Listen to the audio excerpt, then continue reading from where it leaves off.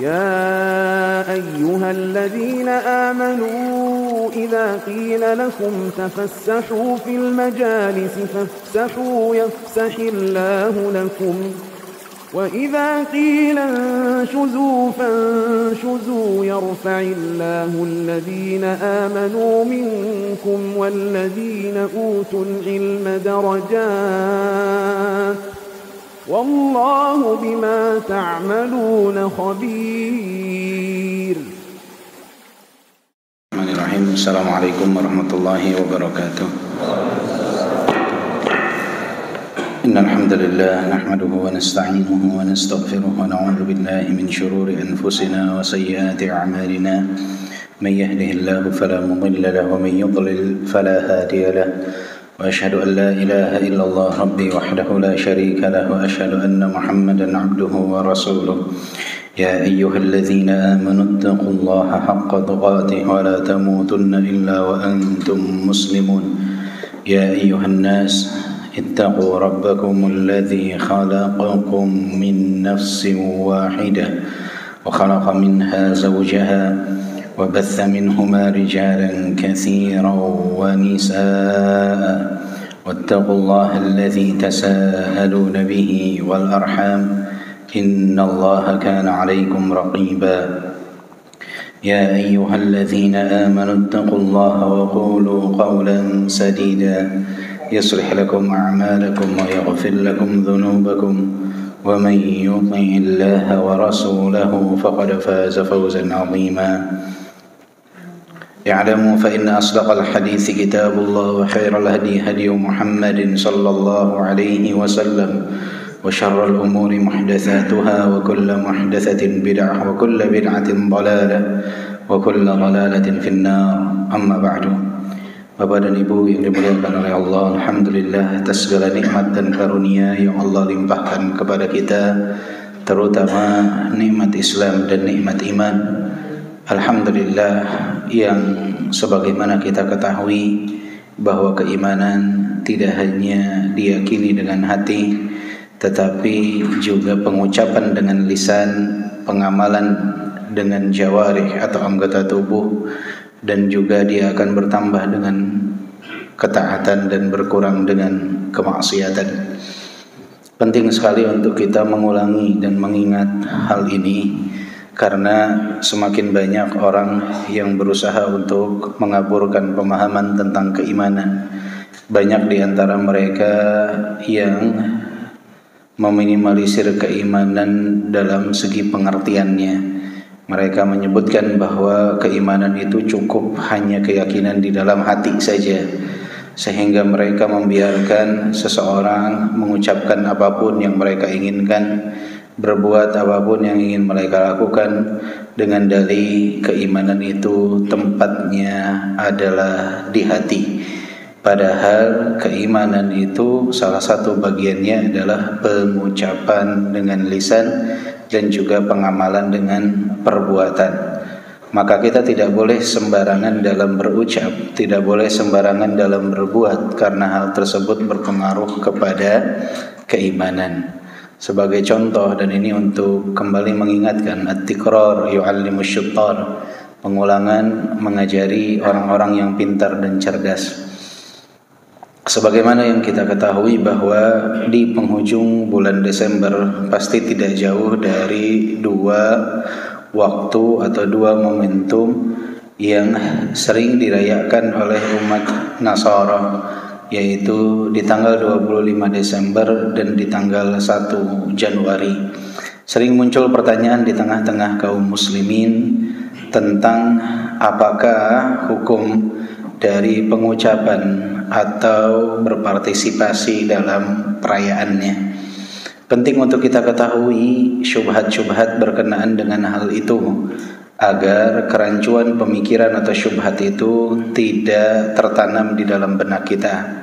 Syubhat yang sering dilontarkan yang pertama adalah orang yang mengatakan, ini kan hanya sebatas ucapan, hati saya mengingkari hal tersebut.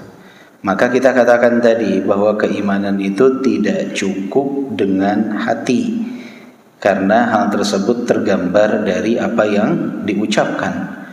Ucapan berpengaruh terhadap keimanan. Keliru jika dia mengatakan yang penting di dalam hati, berarti apa yang dia ucapkan telah menggerus keimanannya itu sendiri. Kemudian yang perlu diketahui oleh mereka bahwa ucapan ini tidak bisa dianggap sebelah mata, karena dengan sebuah ucapan sesuatu hukum itu bisa berlaku bagi seseorang. Bapak-bapak di sini yang telah memiliki istri, ingat dahulu ketika belum adanya ucapan ijab dan qabul, wanita yang Bapak saat ini jadikan sebagai istri tadinya tidak boleh untuk Bapak sentuh. Menyentuh berarti Bapak melakukan yang diharamkan, menyentuh berarti Bapak akan menanggung dosa. Sedangkan ketika ucapan ijab qabul yang dari lisan Bapak keluar, saya terima nikah dan kawinnya, ucapan tersebut menjadikan wanita itu halal untuk Bapak sentuh, dan dosa berubah menjadi pahala dengan sentuhan tersebut setelah adanya ucapan ijab dan qabul. Begitu juga seorang wanita yang menjadi istri seseorang, ketika keluar dari lisan pria tersebut ucapan talak, maka seketika wanita itu, khususnya jika itu merupakan talak ketiga, wanita tersebut jatuh hukumnya talak bain, tidak boleh lagi untuk berhubungan. Sudah bercerai. Kalau talak satu masih ada masa iddah. Selesai masa iddahnya, apa yang tadinya halal kembali menjadi haram karena ada ucapan talak, ucapan. Jadi nggak boleh kita menganggap remeh ucapan. Usamah ibni Zaid, seorang sahabat yang mulia, membunuh seseorang dalam peperangan yang mana dia mengucapkan ucapan la ilaha illallah. Maka Nabi SAW menegur, aqatalta nafsan ba'da an qala la ilaha illallah? Apakah engkau membunuh seseorang setelah dia mengucapkan la ilaha illallah? Kata Usama, wahai Rasulullah, dia tidak mengucapkannya kecuali karena ketakutan saja. Kemudian Rasulullah kembali mengatakan, aqatalta nafsan ba'da an qala la ilaha illallah? Apakah engkau membunuh seseorang setelah dia mengucapkan la ilaha illallah? Maka Usama sangat menyesali perbuatan tersebut. Ucapan. Maka nggak boleh seseorang menganggap remeh sesuatu yang disebut dengan ucapan. Ucapan. Apalagi ucapan selamat dalam perayaan umat Nasara di tanggal 25 Desember adalah kita mengucapkan selamat atas sebuah momentum yang mereka rayakan sebagai hari kelahiran anak Tuhan. Sedangkan di dalam hadis qudsi Allah Subhanahu wa taala berfirman, "Kadzdzabani ibnu Adam wa lam yakun lahu dzalik wa syatamani wa lam yakun lahu dzalik." Bani Adam telah mendustakanku dan mereka telah mencelaku dan mereka tidak berhak untuk hal tersebut. Fa amma takdzibuhu iyai fa za'muhum anni la aqdiru an u'idahum kama kan. Pendustaan mereka kepadaku adalah ketika mereka mengatakan aku tidak dapat mengembalikan mereka seperti sedia kala setelah mereka wafat. Wa amma syatmuhu iyai fa qawluhu anna li walad fa subhani an attakhidha sahibatan aw walada. Sedangkan celaan mereka kepadaku adalah ucapan mereka yang mengatakan aku memiliki anak.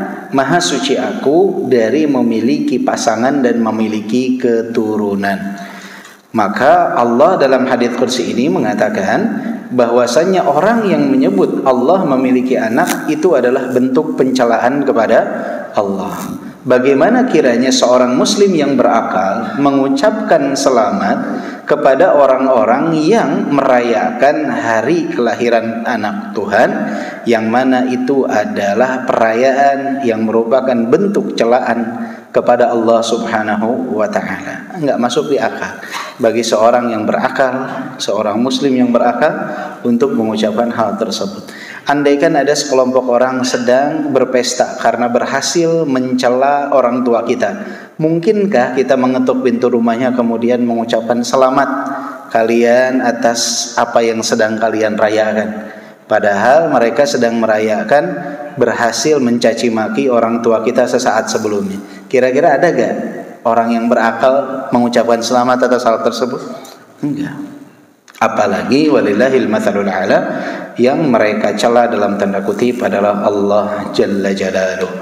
Kemudian syubhat yang berikutnya yang sering muncul adalah mereka mengatakan bahwa saya ini tidak mengucapkan selamat atas kelahiran putra Tuhan, anak Tuhan. Tidak, saya ini mengucapkan selamat atas kelahiran Nabi Isa.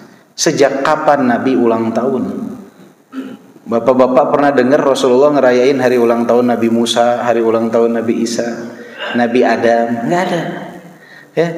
Atau Rasulullah merayakan setiap tahun ulang tahunnya sendiri? Tidak. Rasulullah itu berpuasa di hari Senin karena kata Rasulullah, hari ini adalah hari aku dilahirkan. Di setiap pekan Rasulullah berpuasa, tetapi bukan perayaan ulang tahun. Bukan perayaan ulang tahun. Maka ini adalah bentuk tasyabbuh kepada orang-orang kufur. Itu yang pertama. Yang kedua, dari mana dalilnya Nabi Isa itu dilahirkan di tanggal 25 Desember? Mereka sekarang merayakan hari tersebut, kemudian kita mengucapkan selamat atas kelahiran Nabi Isa. Ya, bahkan ada kue-kue yang bertuliskan Milad Mubarak Nabi Isa. Alaf mabruk. Subhanallah. Islamisasi itu berarti, ya. Maka kita katakan kepada mereka, ketika Anda mengatakan Nabi Isa lahir di tanggal 25 Desember, berarti Anda sedang mendustakan firman Allah. Bagaimana bisa? Allah berfirman di dalam Al-Quran dalam momentum kelahiran Nabi Isa, wa huzzi ilaiki bijid'in nakhlah tusaqit 'alaiki rutaban janiyya. Allah memerintahkan Maryam, wa huzzi ilaiki bijid'in nakhlah. Wahai Maryam, goncangkan pangkal pohon kurma itu, tusaqit 'alaiki rutaban janiyya, akan turun tuh berguguran rutab, kurma rutab untuk dimakan oleh Maryam. Ini menandakan bahwa perintah ini terjadi saat pohon kurma berbuah. Pohon kurma itu berbuahnya di musim apa? Panas, Juli, Agustus, ya. Jadi pohon kurma itu berbuahnya di musim panas, bukan saat musim dingin ketika salju turun. Maka orang yang mengucapkan selamat milad kepada kelahiran Nabi Isa, dia telah mendustakan firman Allah sendiri. Berarti dia lebih percaya Nabi Isa lahir 25 Desember daripada di saat pohon kurma sedang berbuah, sebagaimana yang ada di dalam Al-Quran. Sebagaimana yang ada di dalam Al-Quran. Jadi syubhat apapun itu tidak menjadikan ucapan selamat itu dibolehkan. Kita dianjurkan untuk bertoleransi. Islam mengajarkan toleransi dari 14 abad yang lalu. Telah diajarkan toleransi dengan apa? Membiarkan mereka beribadah sesuai dengan apa yang mereka yakini. Lakum dinukum waliyadin. Tapi nggak perlu berpartisipasi, apalagi sampai berkolaborasi, ikut-ikutan.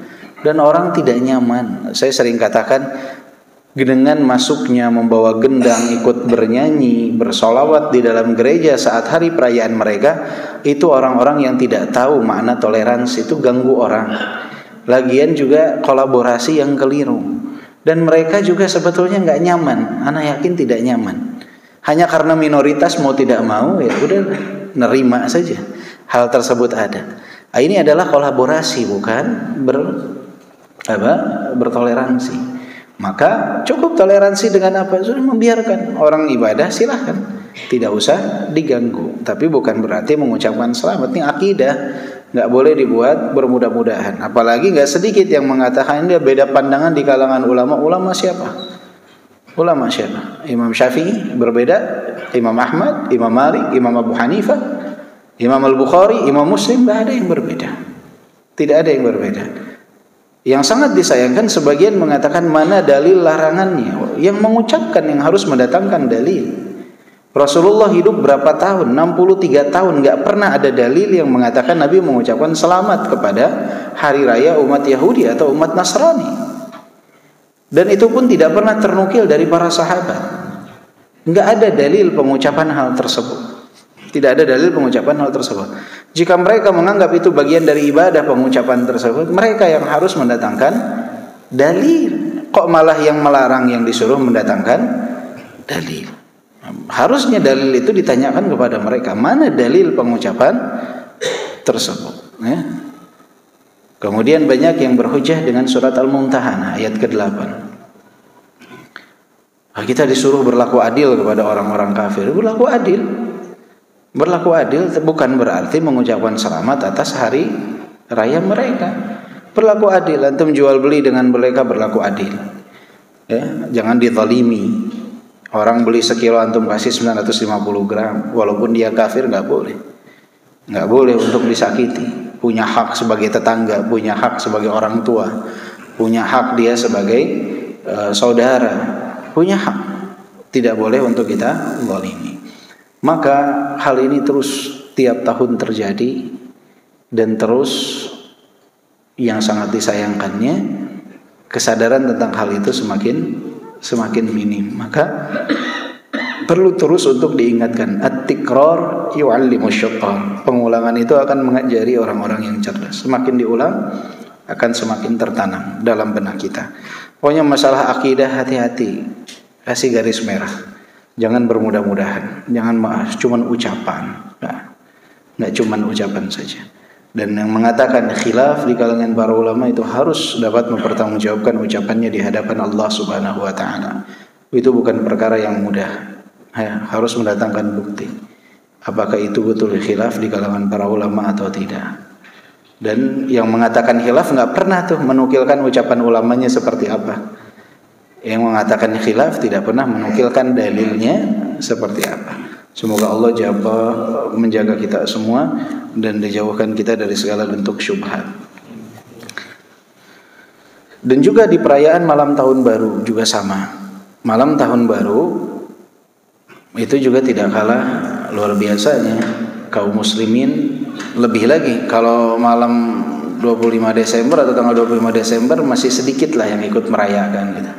Kalau tahun baru mayoritasnya ikut merayakan.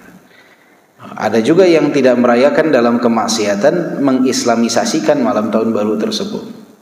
Jadi mengkhususkan untuk beribadah tertentu.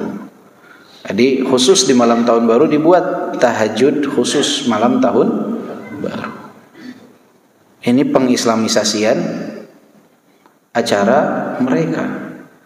Sesering-seringnya umat Nasara tinggal di Indonesia, selama-lamanya mereka tinggal di Indonesia, yang mereka tahu malam 1 Syawal adalah malam Idul Fitri, malam 10 Dzulhijjah adalah malam Idul Adha. Enggak pernah mereka punya acara khusus di gereja malam 1 Syawal.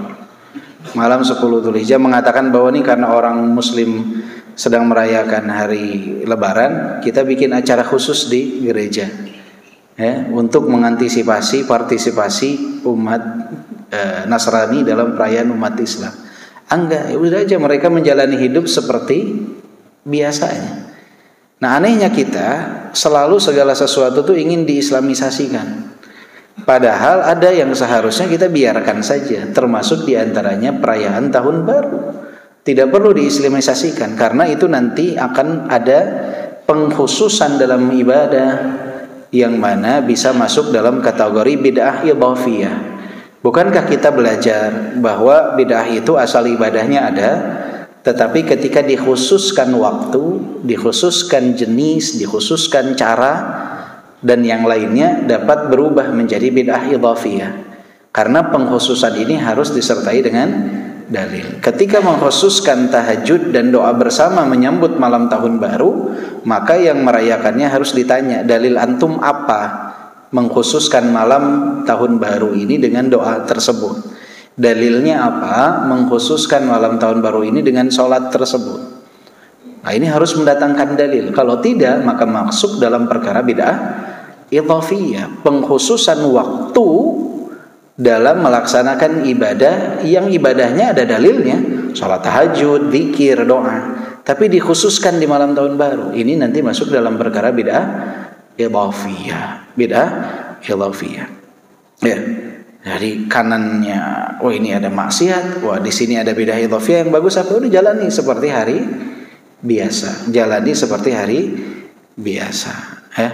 Dan ingat, banyak di antara kaum muslimin ingin menghindarkan manusia dari bidah idhofiyah, malah diajaknya kepada kemaksiatan. Akhirnya dia merasa mendingan bidah idhofiyah daripada kemaksiatan. Saya pernah mengalami hal tersebut ketika SMA. Itu ada orang merayakan acara bidah idhofiyah. Kemudian ada orang yang mengajak kawan saya, sudah nggak usah hadir, ini perkara bidah idhofiyah. Dia nggak bilang bidah idhofiyah, ini perkara yang diada-adakan, ya. Lebih baik kita pergi ke tempat kemaksiatan. Oh subhanallah. Orang yang diajak itu bilang, mendingan ini. Di sini saya baca Quran, di sini saya berzikir. Maka kalau mau memalingkan orang dari perkara bidah idhofiyah, bawanya bukan kepada kemaksiatan, ajaknya kepada sunnah. Maka insya Allah mereka akan tetap ikut. Jadi kita tidak boleh latah di hari perayaan umat agama lainnya. Semoga pengulangan ini bermanfaat untuk kita semua. Baik, kita lanjutkan pembahasan kita. Dan sekarang kita masuk di bab ke-19, betul? Betul ya? Yang mana diberi judul oleh Ibnul Qayyim rahimahullah, An-ni'am kulluha minallah wadh-dhunub minasyaitan. Segala nikmat itu berasal dari Allah Subhanahu wa taala dan dosa berasal dari syaitan. Masuknya di sini adalah bukan berarti takdir buruk itu diciptakan oleh syaitan. Tetapi syaitan itu menjadi sebab orang berbuat keburukan. Yang menakdirkan keburukan itu tetap siapa? Tetap Allah Subhanahu wa taala. Jadi dari ucapan ini mengandung makna tersebut. Karena sebagian suka keliru memahami. Kadang ada orang yang berkhutbah, dia mengatakan yang benar berasal dari Allah dan yang salah berasal dari saya dan dari syaitan. Banyak yang merasa bahwa berarti setan menciptakan keburukan. Tidak. Yang menakdirkan segalanya itu tetap Allah Subhanahu wa taala. Tetapi perbuatan buruk itu dinisbatkan kepada pelaku dan kepada bisikan syaitan. Kepada pelaku dan kepada bisikan syaitan. Jadi ketika disebutkan an-ni'am kulluha minallah, nikmat itu semua berasal dari Allah, wadh-dhunub minasyaitan, dan dosa berasal dari syaitan, bukan berarti setan yang menakdirkan terjadinya takdir buruk, tetapi mereka adalah sebab terjadinya takdir tersebut. Qad fakkartu fi hadzal amr fa idza asluhu an ta'lama anna an-ni'ama kullaha min Allah wahdahu, ni'amat ta'at wa ni'amal ladzat, fatarghaba ilayhi an yulhimaka dzikraha wa yuzi'aka syukraha. Aku telah berfikir dalam kehidupan ini, kata beliau, bahwasannya pondasi dan asal dari segalanya adalah engkau mengetahui sesungguhnya segala kenikmatan itu berasal dari Allah Subhanahu wa taala, baik itu nikmat ketaatan ataupun nikmat kelezatan duniawi. Maka berusahalah untuk menggapai hal tersebut, mendapatkan anugerah tersebut. Berusahalah untuk menggapai anugerah, untuk selalu mengingat nikmat tersebut dan untuk mendapatkan rasa syukur atas nikmat yang Allah Subhanahu wa taala berikan. Jadi ketika kita tahu bahwa nikmat itu berasal dari Allah, baik itu nikmat dalam ketaatan, salat, zikir, ibadah, sedekah, silaturahim, apapun, atau nikmat kelezatan duniawi, diberinya kita kesehatan oleh Allah, kemampuan untuk melihat dan mendengar, maka kita harus berusaha untuk selalu mengingat hal tersebut dan bersyukur atas hal itu. Kenapa harus mengingat? Karena banyak orang yang tidak menyadari hal itu. Kadangkala orang itu ujub terhadap dirinya, menganggap nikmat itu berasal dari dirinya, bukan berasal dari Allah. Maka dia harus selalu ingat nikmat ini berasal dari Allah. Kemudian konsekuensi dari hal tersebut adalah dia harus bersyukur. Karena banyak orang yang tahu tapi tidak bersyukur. Maka selain dia mengetahui, mengingat ini nikmat berasal dari Allah, maka harus ada konsekuensi yang dia lakukan. Apa itu? mensyukuri nikmat tersebut. Dengan apa? Dengan 3 rukun syukur, yaitu bersyukur dengan hati, mengikrarkan bahwa semua nikmat ini berasal dari Allah, kemudian bersyukur dengan lisan, mengucapkan tahmid alhamdulillah, dan bersyukur dengan amalan perbuatan, memanfaatkan kenikmatan tersebut dalam ketaatan kepada Allah Subhanahu wa taala. Ini adalah arkanus syukur, rukun-rukun dalam bersyukur. Hati, lisan, dan perbuatan. Sebagaimana firman Allah Subhanahu wa taala, "Fa wa ma bikum min ni'matin fa min Allah, thumma idza massakumud durru fa ilaihi taj'arun." Sebagaimana firman Allah dalam surat An-Nahl ayat 53, "Wa ma bikum min ni'matin fa min Allah." Jadi nikmat yang kalian rasakan apapun itu, melainkan itu semua berasal dari siapa? Dari Allah Subhanahu wa ta'ala. Thumma idza massakumud durru fa ilaihi taj'arun. Dan jika kalian tertimpa kesukaran ataupun kesulitan, fa ilaihi taj'arun, kepadanyalah kita meminta pertolongan. Dan hanya Allah yang bisa memalingkan kita dari kesukaran, dari kesulitan, enggak ada yang lain, tidak ada yang lain. Dan dalam surat An-Nahl ayat ke-69, fadhkuru ala Allahi la'allakum tuflihun, dan ingatlah oleh kalian nikmat-nikmat Allah, anugerah-anugerah Allah Subhanahu wa taala, agar kalian beruntung. Maka tanda keberuntungan seseorang itu dia mengingat nikmat Allah, dia mengetahui karunia Allah Subhanahu wa taala. Itu modal dasar itu. Ketika orang tahu nikmat itu berasalnya dari Allah, itu pondasi dasar yang harus dia pahami.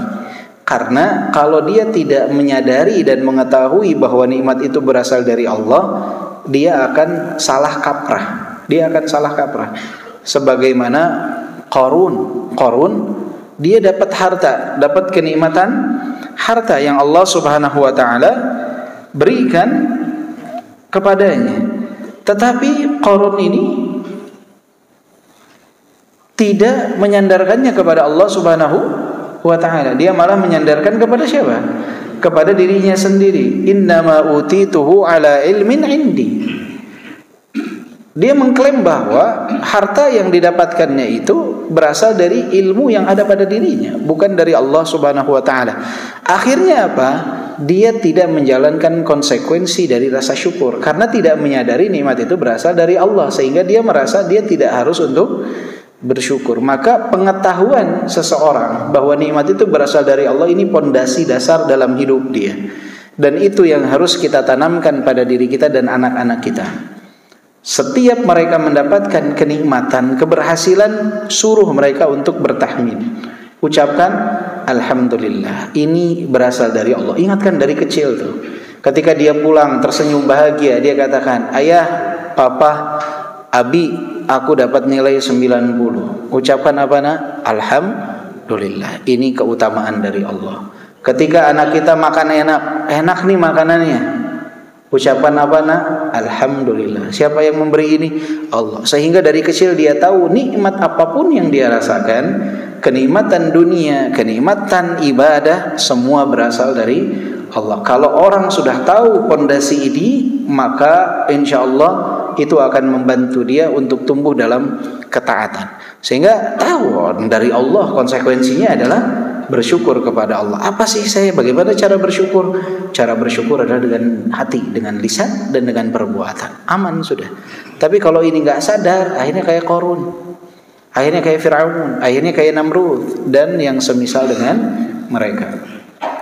Washkuru ni'matallahi in kuntum iyyahu ta'budun. An-Nahl ayat 114. Dan bersyukurlah atas nikmat-nikmat Allah Subhanahu wa ta'ala jika kalian termasuk orang-orang yang menyembah Allah, hanya kepada Allah kalian menyembah.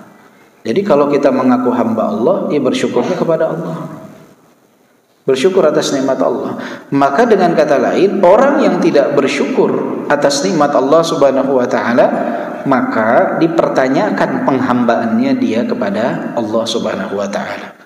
Orang yang betul menyadari bahwa dia adalah hamba Allah, dia harus bersyukur kepada Allah. Wa kama ana tilka an-ni'am minhu wa min mujarrad fadlihi fa dzikruha wa syukruha la yunalu illa bi taufiqih. Ya, sebagaimana nikmat-nikmat tersebut berasal dari Allah dan merupakan keutamaan yang Allah berikan, maka mengingat nikmat tersebut, bersyukur atas nikmat tersebut tidak mungkin didapatkan kecuali taufik dari Allah.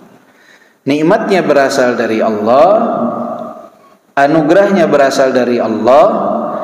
Untuk dapat mengingat nikmat tersebut dan untuk dapat mensyukuri nikmat tersebut pun itu adalah taufik dari siapa? Dari Allah Subhanahu wa taala. Makanya para nabi alaihi wassalam, mereka ketika mendapatkan nikmat, mereka tahu cara mereka untuk dapat bersyukur ini berasal dari Allah. Bagaimana mereka dapat menjadi hamba yang bersyukur ini berasal dari Allah, maka mereka meminta kepada Allah untuk menjadi hamba yang bersyukur. Nabi Sulaiman, kisah yang sering kita sebutkan.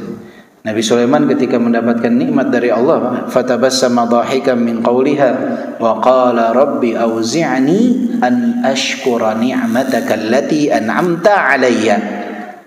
Ya Allah, karuniakanlah aku menjadi hamba yang bersyukur atas nikmat yang Engkau karuniakan kepada aku. Jadi Nabi Sulaiman tahu nikmat ini berasal dari Allah, dan untuk dapat bersyukur beliau pun harus meminta kepada Allah Subhanahu wa taala. Wa an ashkura ni'mataka allati an'amta alayya.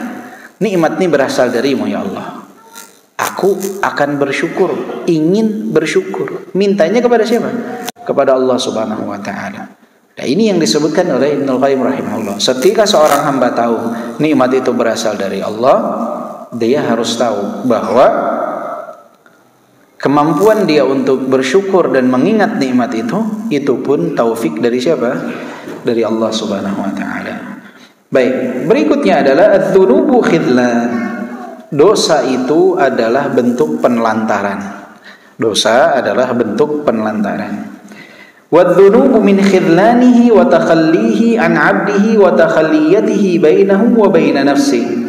Dan dosa itu adalah bentuk penelantaran dan pembiaran Allah Subhanahu wa taala kepada hambanya. Dibiarkan dia untuk bersama dirinya sendiri. Wa in lam yakshif dzalika an 'abdihi fala sabila lahu ila kashfihi an nafsihi. Dan jika Allah Subhanahu wa taala yang tidak menyauhkan sebab-sebab dosa tersebut dari hamba, maka tidak ada jalan yang dapat dilakukan hamba untuk terhindar dari dosa-dosa tersebut. Fa idza huwa mudarrun ila at-tadarru'i wal ibtihali ilaihi an yadfa' anhu asbabaha hatta la tasdura minhu. Maka hamba itu perlu untuk dia tunduk, patuh, bersimpuh di hadapan Allah Subhanahu wa taala untuk menjauhkan dirinya dari sebab-sebab kemaksiatan itu, sehingga kemaksiatan itu tidak diperbuat olehnya.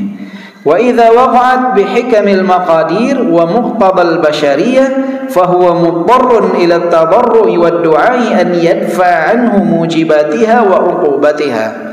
Dan jika takdir telah terjadi, dia berbuat kemaksiatan, berbuat dosa, maka dia pun harus tunduk, bersimpuh di hadapan Allah Subhanahu wa taala, berdoa kepada Allah Subhanahu wa taala agar terhindar dari efek dosa yang dia lakukan dan dari hukuman yang mungkin akan diberikan atas dosa yang dia lakukan. فلا ينفك العبد عن ضرورته إلى هذه الأصول الثلاثة ولا فلاح له إلا بها. Maka enggak bisa seorang hamba itu lepas dari pengetahuan berkenaan dengan 3 dasar atau 3 pondasi, dan tidak ada kebahagiaan yang dapat dia rasakan kecuali dengannya. Apa itu? Asyukru wa talabul afiyah wa taubatun nasuh. Bersyukur dan meminta untuk terhindar dari hinanya kemaksiatan, selamat dari kemaksiatan, dan taubatun nasuh di saat dia terjerumus dalam kemaksiatan tersebut. Ya, taubat yang sungguh-sungguh. Maka seseorang harus menyadari di saat dia melakukan dosa, ini Allah sedang membiarkan dia. Allah membiarkan dirinya dengan dirinya sendiri. Karena kalau dia dijaga oleh Allah, dia akan terhindar dari kemaksiatan tersebut. Maka seseorang harus bersedih saat dia berada dalam kemaksiatan. Berarti dia sedang dibiarkan oleh Allah Subhanahu wa taala. Maka dia harus kembali kepada siapa? Kepada Allah Subhanahu wa taala. Bapak-bapak atau ibu-ibu kan tahu ketika anak kita larang untuk mendekatkan pemahaman. Anak kita larang untuk bermain sebuah mainan tertentu. Kemudian dia merengek pengen mainan itu. Akhirnya saking kesalnya kita lepaskan anak itu. Kemudian dia akhirnya mau bermain. Tapi dia menyadari ternyata ketika dia bermain, ayahnya ini membiarkan dia bukan karena senang dengan permainan yang dia lakukan, tapi karena sudah bosan melihat rengekan dia. Maka si anak ini akan meninggalkan permainan itu dan akan merengek di hadapan ayahnya, meminta maaf di hadapan ayah dan ibunya. Di hadapan siapa? Ayah dan ibunya. Dia akan merengek meminta maaf kepada ayah dan ibunya. Ini kita manusia. Faham tentang hal tersebut anak-anak, bahwa di saat dia dibiarkan, di saat dia diacuhkan, di saat dia diabaikan, dia harus mau untuk membelas minta maaf kepada orang tuanya. Tapi kita sebagai makhluk sering lupa tentang hal tersebut. Ketika kita dibiarkan oleh Allah, terjerumus kita dalam kemaksiatan, kita sering lupa untuk kembali merengek, meminta ampun kepada Allah Subhanahu wa taala. Padahal itu yang harusnya kita lakukan agar penjagaan dari Allah itu kembali kita dapatkan. Orang tua ketika anaknya merengek, menangis, pasti anaknya tersebut akan dia peluk. Anaknya tersebut akan dia cium. Dia akan jaga kembali anak tersebut. Maka jika kita ingin berada di bawah penjagaan Allah, kita harus sadar saat kita jauh dari Allah, Allah sedang membiarkan kita. Mungkin karena kita sudah terlalu sering untuk ingin keluar dari penjagaan Allah Subhanahu wa taala. Maka merengeklah, kembalilah kepada Allah Subhanahu wa taala. Maka ini 3 pondasi yang disebutkan oleh beliau. Yang pertama itu bersyukur atas nikmat, yang kedua berusaha untuk meminta kepada Allah Subhanahu wa taala terhindar dari hinanya kemaksiatan sehingga kita berada dalam keselamatan. Dan jikalau terjerumus, bersegeralah untuk bertaubat, taubatan nasuh, taubat yang sungguh-sungguh, bukan taubat sambal. Taubat sambal pedes, pas makan minta cabai lagi, minta sambal lagi. Ini taubat sambal. Taubatan nasuh, dia bertaubat bersungguh-sungguh di dalam taubatnya. Sungguh-sungguh dalam taubat. Apa ciri seseorang itu taubatnya taubatan nasuha? Ada 3. Yang pertama, dia meninggalkan dosa tersebut. Meninggalkan. Yang kedua, dia menyesali apa yang telah dia lakukan.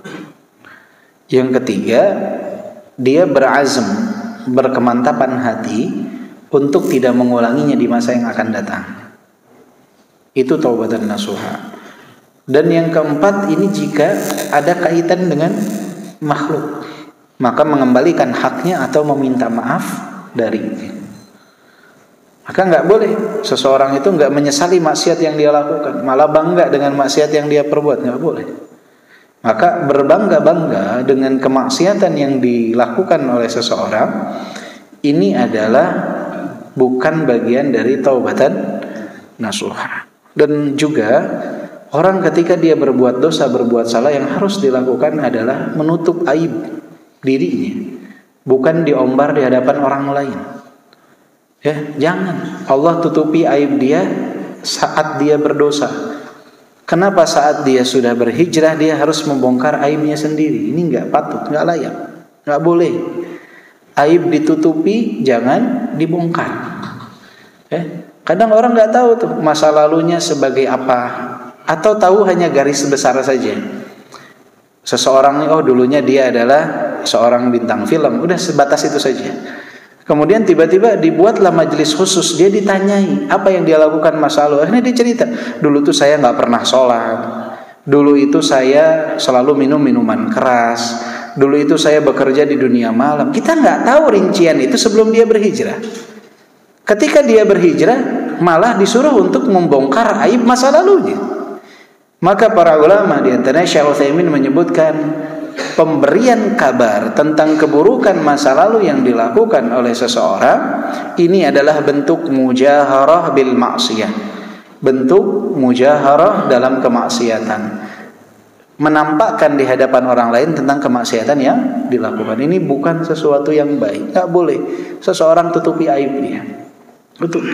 Kalau mau untuk memberikan ibrah dan pelajaran, kasih dengan nama yang tidak disebutkan, yang tidak diberitahukan. Dulu ada orang yang begini-begini, akhirnya dia berhijrah menjadi begini, sehingga orang nggak tahu siapa.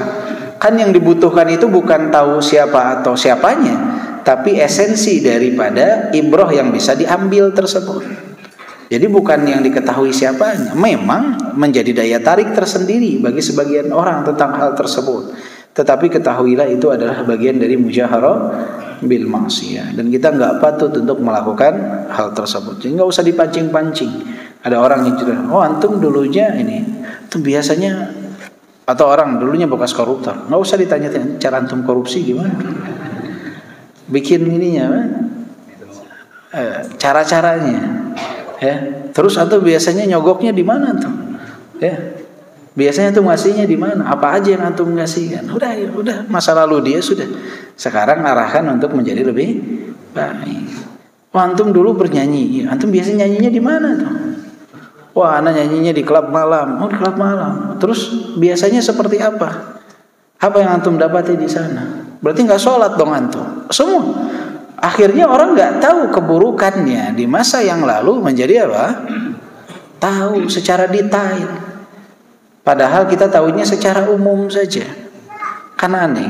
Harusnya orang ketika berhijrah semakin menutupi aibnya, bukan malah mengombar aibnya. Dulu dia belum hijrah aja nggak mau, dia cerita-cerita keburukannya. Kenapa setelah hijrah malah harus membongkar semua aibnya? Maka tidak boleh dilakukan hal tersebut. Baik, kemudian ar-raghbah war-rahbatu aslun. Pengharapan dan rasa takut ini juga pondasi dasar. Seorang harus punya harapan dan rasa takut. Nggak bisa dia mengandalkan salah satu sayap dari keduanya, nggak bisa. Akan jatuh. Orang yang mengedepankan harapan tanpa rasa takut, maka dia nanti akan menjadi orang-orang murji'ah. Akan menjadi orang-orang murji'ah yang menganggap bahwa amalan nggak berpengaruh kepada keimanan. Ini terlalu banyak pengharapannya, nggak ada rasa takutnya sama sekali. Jadi dia beramal seenaknya, menganggap bahwa ya keimanan dia stabil, nggak akan berkurang dengan kemaksiatan yang dia lakukan. Dan ini banyak menjakit kaum muslimin di zaman sekarang yang terpapar paham liberal. Mereka mengedepankan ar-raghbah dan meminuskan ar-rahbah, rasa takut. Kebalikannya, kalau sayap ar-rahbah, rasa takut ini ditinggikan, sedangkan pengharapan dinolkan atau diminuskan, maka akan muncul rasa takut yang berlebih. Hingga akhirnya menjadi orang-orang khawarij. Khawarij apa? Mudah mengkafirkan kaum muslimin atas dosa-dosa kecil yang mereka perbuat, atau dosa besar yang diperbuat kemudian mudah untuk dikafirkan. Akhirnya mudah untuk membunuh orang karena dianggap ini kafir nih, nggak ada yang bisa memaafkan dia. Bahkan mungkin mengkafirkan diri sendiri. Kenapa? Karena ar-rahbah tinggi tanpa adanya ar-raghbah. Takut akan azab Allah, rupa bahwa Allah adalah Arhamur Rahimin, zat yang maha menyayangi. Jadi nggak boleh condong salah satunya, itu nggak boleh. Harus seimbang antara rasa takut dan pengharapan. Karena kalau pengharapan terlalu dominan, akhirnya beramal sesukanya. Mereka merasa nggak berbuat apa-apa. Wah, Natal nih, berangkat ke gereja, dia rayakan Natal tersebut. Dia merasa saya Islam ini rahmatan lil alamin. Dalilnya selalu itu. Allah Maha Pengampun. Dia lupa tentang hukuman Allah. Dia lupa tentang adanya konsekuensi yang dia lakukan. Berkurangnya keimanan dia atas kemaksiatan yang dilakukan. Mereka terus meminum khamar, berada dalam kemaksiatan, tidak ada rasa takut. Yang takutnya dominan, pengharapannya juga bahaya. Kan mudah untuk menyalahkan diri sendiri, mengkafirkan, bahkan mengkafirkan orang lain, bahkan diri sendiri pun mudah untuk dikafirkan. Maka enggak boleh, harus seimbang. Raghbah dan rahban ini adalah pondasinya. Thumma fakkartu fa idza madaru dzalika 'ala raghbati war rahbah wa laysa bi yadil 'abdi bal bi yadi muqallibil qulub wa musarrifiha kaifa yasha. Dan ini bukan di tangan hamba, tetapi adanya di tangan Allah Subhanahu wa taala, yang Allah bolak-balikan, palingkan sesuai dengan apa yang Allah kehendaki. Fa in waffaqa 'abdahu aqbala biqalbihi ilaihi wa malahu raghbatan wa rahbatan. Dan jika Allah Subhanahu wa taala memberikan taufik kepada seorang hamba, maka Allah Subhanahu wa taala akan menjadikan hamba tersebut itu apa?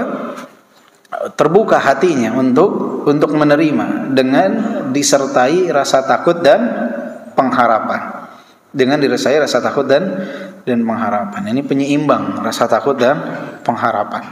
Dia mendapatkan taufik dari Allah, dia terima hatinya dan diiringi dengan rasa takut dan pengharapan. Wa in khadalahu tarakahu wa nafsah wa lam ya'khudh biqalbi ilaihi wa lam yas'alhu dzalik wa ma sya'allahu kan wa ma lam yasha' lam yakun. Dan ketika Allah menelantarkan, membiarkan seorang hamba dengan dirinya, maka hatinya itu pun tidak akan apa? Tidak akan mengambil hal tersebut dan tidak akan meminta kepada Allah taufik untuk mendapatkannya. Jadi ciri orang yang dia dijauhkan oleh Allah dari kebaikan karena ulah dia sendiri adalah dia tidak meminta kebaikan tersebut kepada Allah Subhanahu wa taala.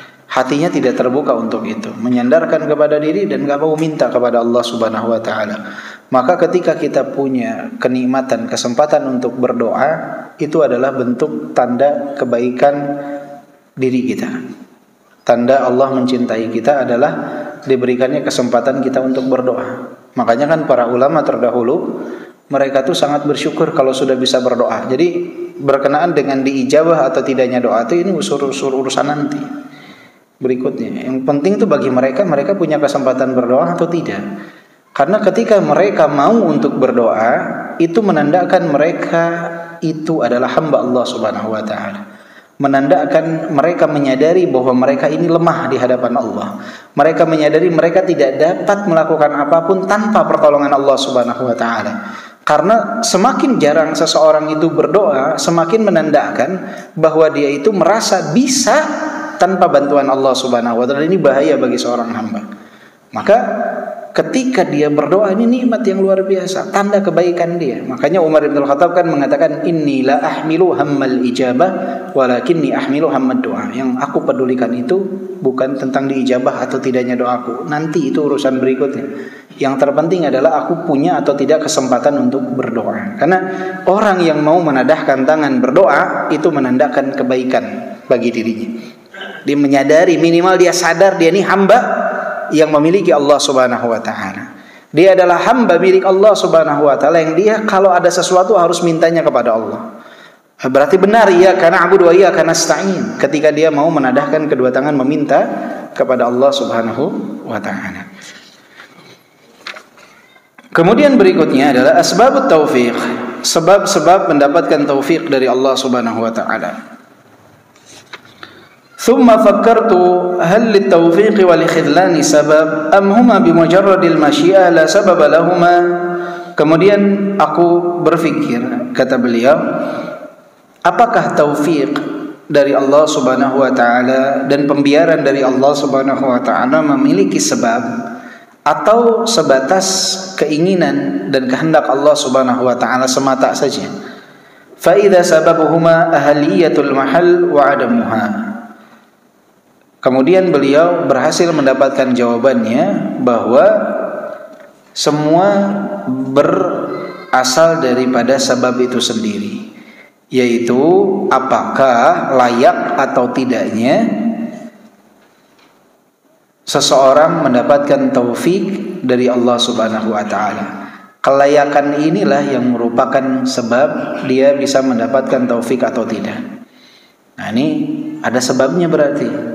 Sebabnya adalah layak atau tidak hamba itu mendapatkan taufik dari Allah. Fahuwa subhana khaliqul mahal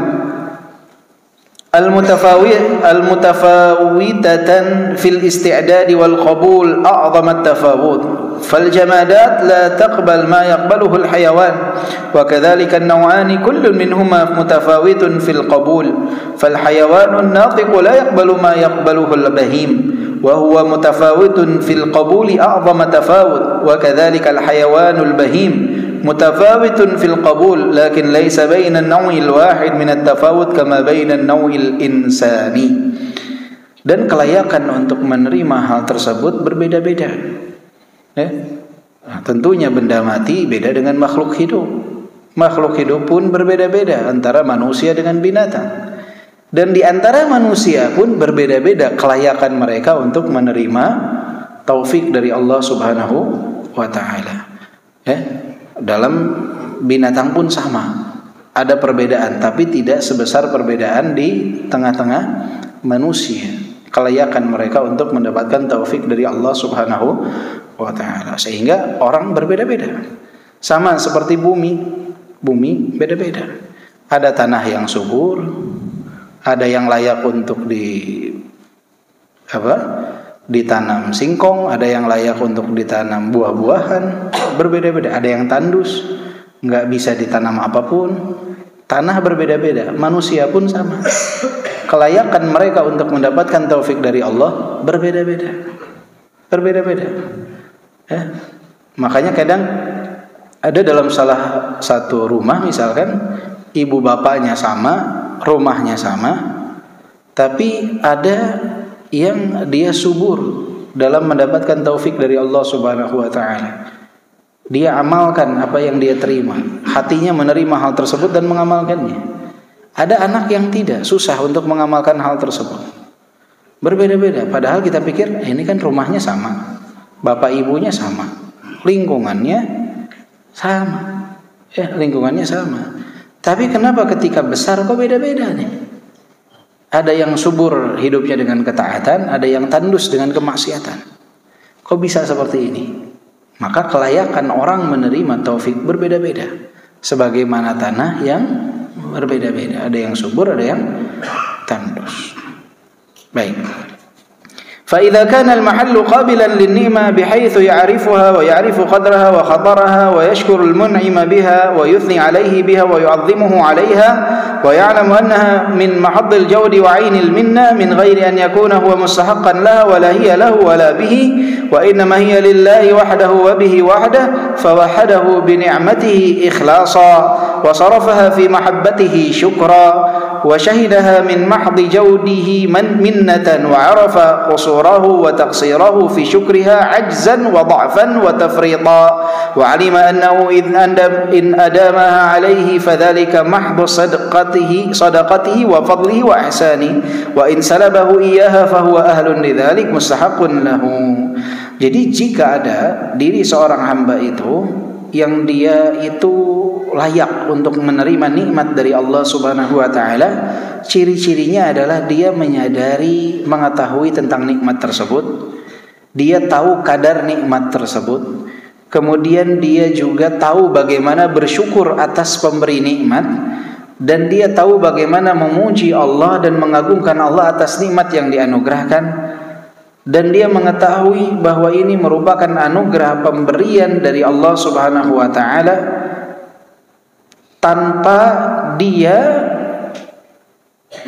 dan dia pun di satu sisi menyadari bahwa mungkin dia itu tidak berhak untuk mendapatkan nikmat ini.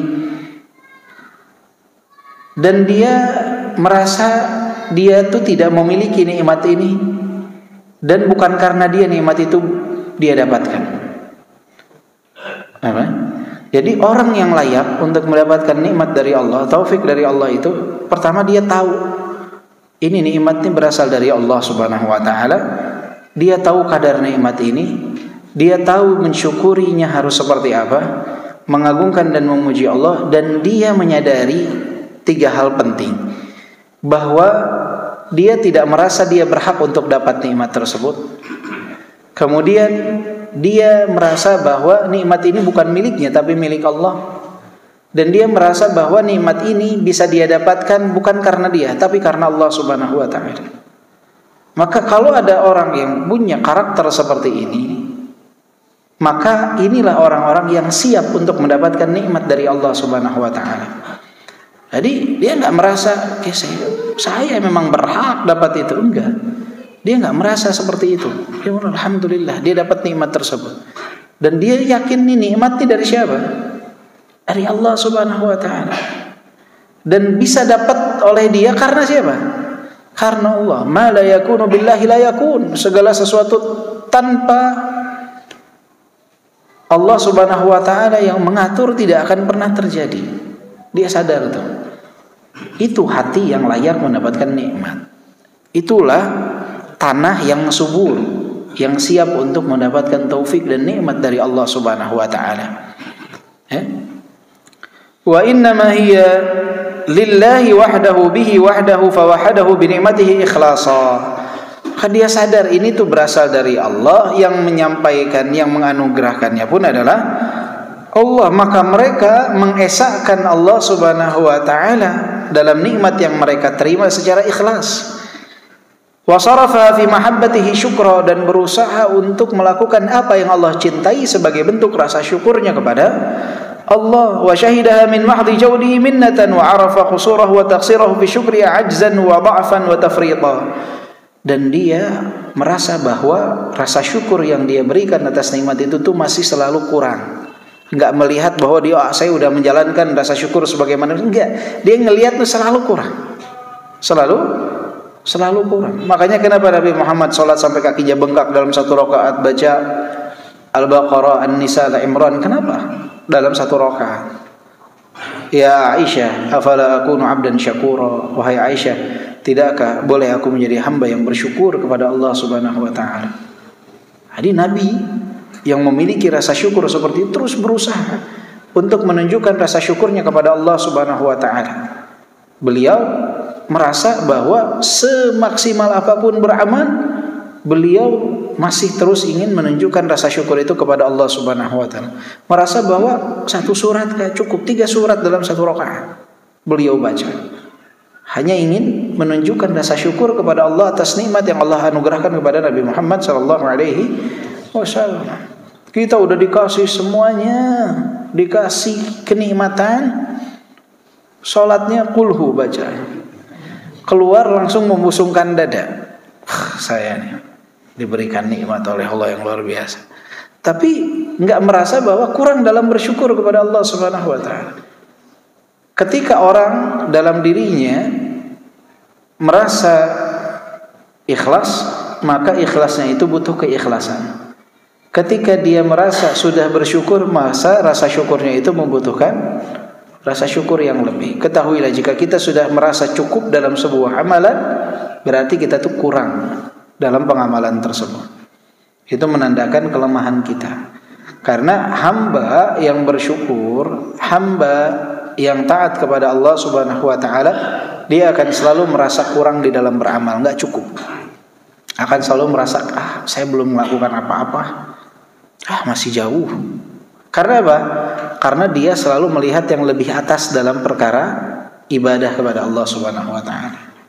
Sama kayak orang yang cinta kepada dunia, dia selalu merasa kurang. Dia udah Allah anugerahkan rumah, kendaraan, kemudian ketemu dengan orang lain, ditanya, antum masya Allah ya, sudah punya rumah, sudah punya jauh, saya nggak punya apa-apa.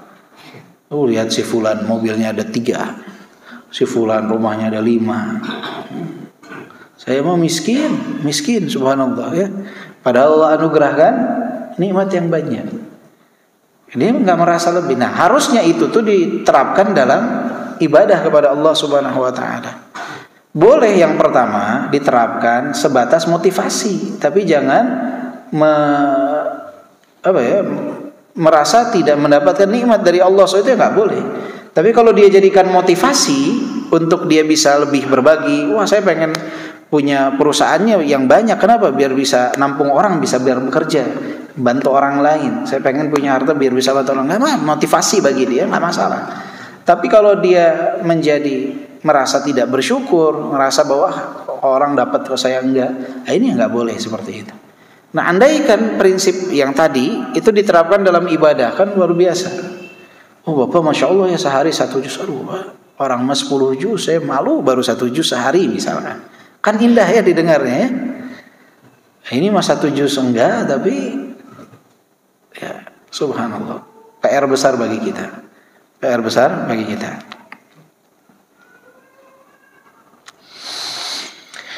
Maka ketika seseorang menyadari hal ini, ketika nikmat itu dicabut dari dirinya, dia nggak akan komplain. Memang dia sadar nih nikmat dari siapa? Dari Allah Subhanahu wa taala. Maka saya sering bilang bahwa cobalah dalam hidup itu punya prinsip seperti tukang parkir, sadar diri. Tukang parkir itu sadar mobil yang dititipkan ke dia bukan punya dia. Maka ketika mobil itu diambil oleh pemiliknya, nggak ada tukang parkir yang marah-marah.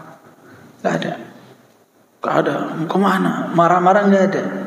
Ya sudah, ketika mobilnya itu sudah diambil oleh pemiliknya, dia persilahkan. Dia persilahkan. Walaupun dia memarkirkan mobil ini secara khusus. Pemiliknya memberikan kunci, dia yang parkirkan, dia yang simpankan. Ketika pemiliknya datang mengambil, ya dikasih. Ada. Berlapang dada tuh. Andaikan prinsip itu kita terapkan dalam kehidupan atas segala nikmat yang Allah berikan. Urwah ibn Zubair, ketika kaki beliau harus diamputasi, satu, di hari yang sama putranya meninggal.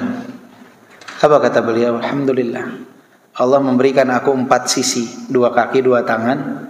Allah hanya ambil 1 dan menyisakan 3, nggak diambil semuanya. Alhamdulillah. Dan Allah wafatkan 1 dari putranya, tetapi masih memberikan 6 yang hidup. Dari 7 hanya diambil 1. Nikmat. Yang diambil cuma 1 dari 7 kata beliau. Yang diambil dari anggota tubuh hanya 1 dari 4. Hanya 1 dari 4. Jadi fokus beliau itu kepada nikmat yang diberikan dibandingkan musibah. Jangan sampai kita orang-orang yang memiliki sifat kanud. Kanud. Kita sering baca ayatnya ya. Innal insana li rabbihi lakanud. Surat apa tuh, Pak?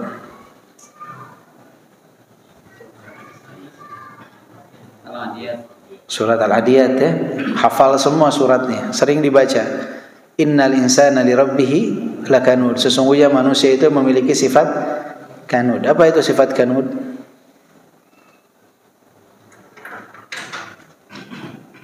Pak, dibaca loh tiap hari. Dibaca kan tiap hari? Hafal kan suratnya? Hafal. Apa makna kanud? Sesungguhnya manusia itu memiliki sifat kanud.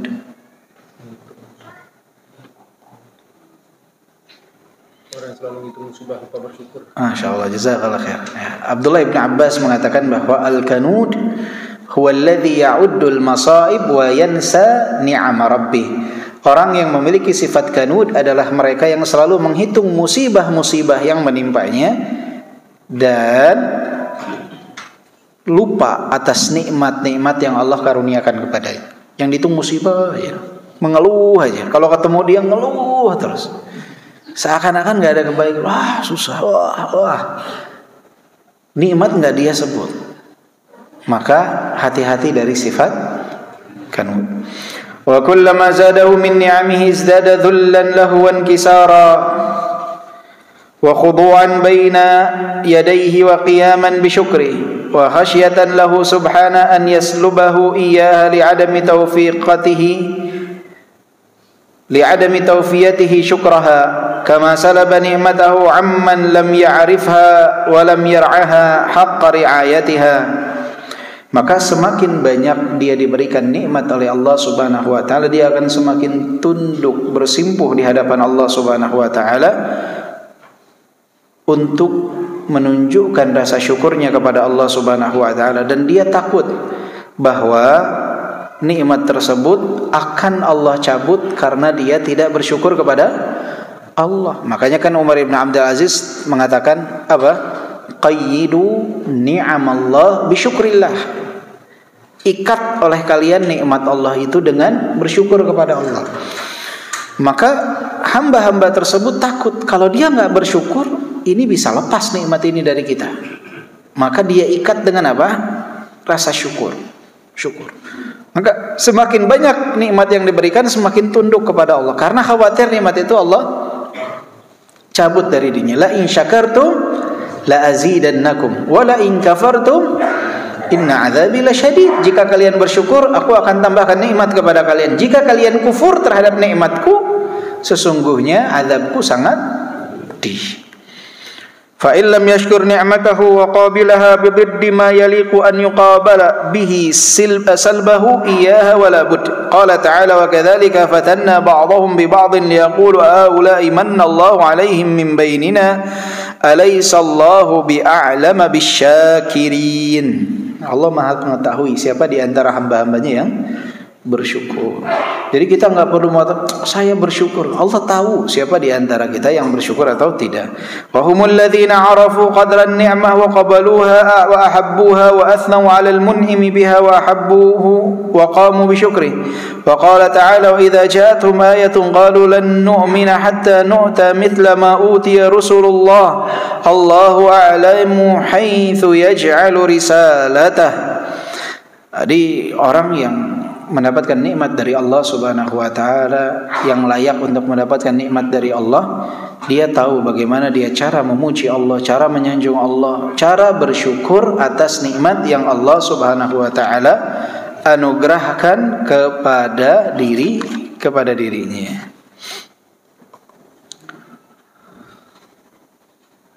Baik, ini asbabul khidlan. Insyaallah nanti kita lanjutkan di pertemuan berikutnya. Dan juga tentang ar-rizq wal ajal, rizki dan ajal. Dan insyaallah untuk kajian pekan depan kita liburkan dulu. Ada perjalanan safar, harus pergi safar, dan juga mungkin Bapak dan Ibu juga masih liburan sekolah anak-anak ya. Bisa dimanfaatkan untuk murojaah bareng di rumah atau apa yang telah dibahas. Ya insyaallah nanti kita berjumpa lagi di tanggal 4 Januari libur. Afwan, 7, 8, 9, 10, 11 ya.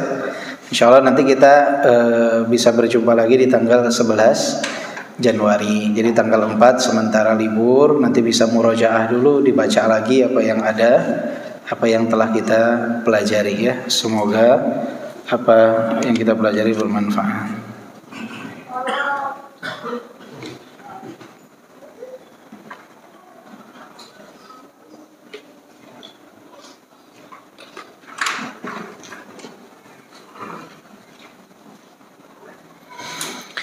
Di satu sisi kita berusaha membentengi anak-anak kita dan kaum muslimin pada umumnya dari berbagai bentuk propaganda dalam perayaan Nataru. Nataru ini Natal tahun baru ya. Nataru. Namun di sisi lain ada pihak-pihak yang justru memfasilitasi dengan menyiapkan sarana untuk merayakan Nataru. Di Jakarta saja sedang disiapkan 23 titik panggung hiburan untuk merayakan. Lalu upaya apa lagi yang dapat kita lakukan agar bisa meminimalisir peran serta umat Islam dalam perayaan tersebut? Syukron, afwan. Yang tadi yang harus kita lakukan ya dijelaskan tentang kaidah-kaidah dasar dari keimanan, bahwa berpartisipasi dalam perayaan umat agama lain itu ada konsekuensi yang harus diterima. Penjelasan tentang hal tersebut dan penyebar luasan penjelasan tentang hal itu sangat penting. Dan jangan bermimpi besar tanpa memulai dari yang kecil.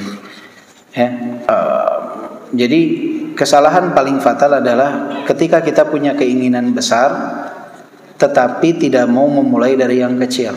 Boleh orang punya keinginan besar tapi mulailah dari hal kecil. Jadi kita ingin tentunya ada perubahan pemahaman dari kaum muslimin di Indonesia dan di seluruh dunia tentang perayaan Nataru tersebut misalkan. Tapi kalau kita